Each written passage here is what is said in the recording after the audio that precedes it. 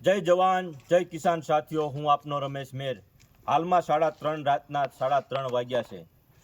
હાલમાં જે બોટાદમાં કડદાને લઈ કિસાન નેતા રાજુભાઈ કરપડાએ જે ખેડૂતની વારે આવ્યા છે અને ખેડૂતને જે વર્ષોથી લૂંટાતા એ લૂંટ બંધ કરાવવા માટે આજે જ્યારે ખેડૂતને લઈ અને અહીંયા પોતાની માંગણી લઈને માર્કેટિંગ યાર્ડમાં બેઠા હતા ત્યારે અચાનક અત્યારે 3 વાગે ભારતીય જનતા પાર્ટીનો હાથો બનીને આ પોલીસ તંત્રએ રાતે 3 વાગે રાજુભાઈ કરપડાની ધરપકડ કરી છે। મિત્રો, આ ધરપકડ રાજુભાઈ કરપડાની નથી, આ સમગ્ર ગુજરાતના ખેડૂતની ધરપકડ છે।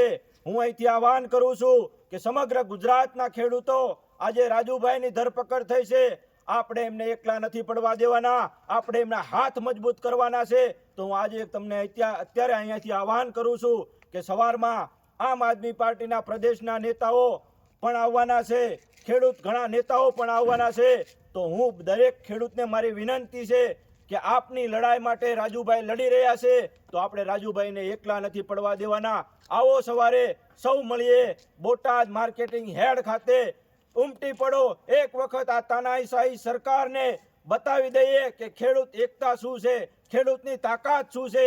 અમારા ખેડૂતના નેતાને તમે કેમ આંગળી અડાડી શકો એ તાકાત આપણે બતાવવાની છે। તો સર્વે મિત્રો સવારમાં 8 વાગે બોટાદ ખાતે માર્કેટિંગ યાર્ડ ખાતે પધારો એવી સર્વને નમ્ર અપીલ અને વિનંતી છે।